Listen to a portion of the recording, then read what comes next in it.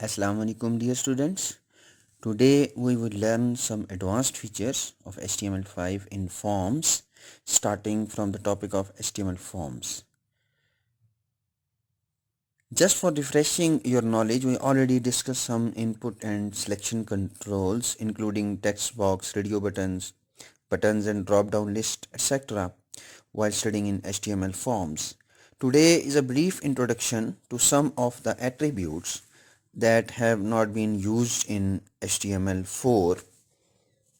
So before starting HTML5, the first point, the very logical point that we should understand, that whenever we talk about HTML5, it automatically covers the technologies including HTML itself, cascading style sheet, and JavaScript. Now let us start our lesson. Open your notepad or any editor you would like to use and open any browser. I prefer to open Chrome as we have to see the output of the code as well. The placeholder attribute is often used in text boxes or even text area, etc. It is used for replacing the label attribute. So what you want to ask from the user to write, just write that text in the placeholder. The autofocus is the attribute used for input controls, especially text boxes. So when you use an autofocus attribute in any input field, so whenever you run your code and there is some forms and obviously there would be some input controls, so the first input control is automatically get focused and the user does not need to click on that particular control.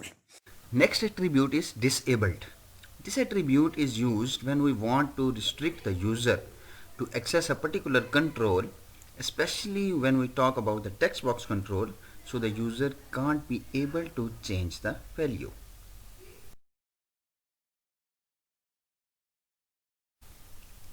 The next attribute is read only. This attribute is very similar to the disabled attribute. The basic difference is that the user can access the control but unable to change the value of the control. This attribute is used often when we required value as an output instead of input. For example, getting value from a database and displaying it on the form using text box. The required attribute is basically um an extension in the HTML which is a replacement of some extensive coding used in JavaScript to represent the required field validation. Required field validation means that if you want to check that whether the user has left the field, any field empty, so an appropriate message you can show to the user. The next control attribute is pattern, a regular expression just to CNIC or telephone number, or it would be any country code. A particular pattern including alphabets and numbers and dashes would be considered as a pattern.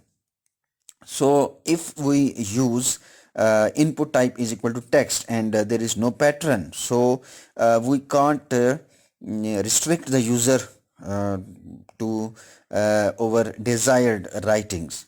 So whenever we use the pattern attribute, it would be easy for the developer to ask the users to write their desired pattern. The next attribute is multiple. We already used this attribute in list box. You have remembered when we convert the drop down list into list box by just adding the multiple attribute into the select element, so it would act as uh, a list box so that we can select multiple values at a time. The same concept has been used for uh, input type is equal to file when we want to upload some files. So this is the chance for user to upload one or more uh, images or files. The next attribute is accept. Accept is basically a format. uh, it is just to classify that what type of document or what type of file user can upload.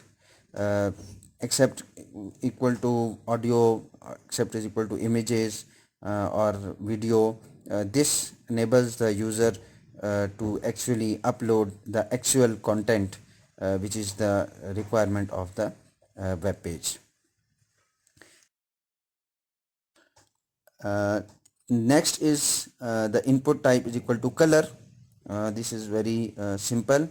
So whenever you write this input type is equal to color, so a color dashboard would be available for the user so that he can select any color uh, he want to implement in the web page.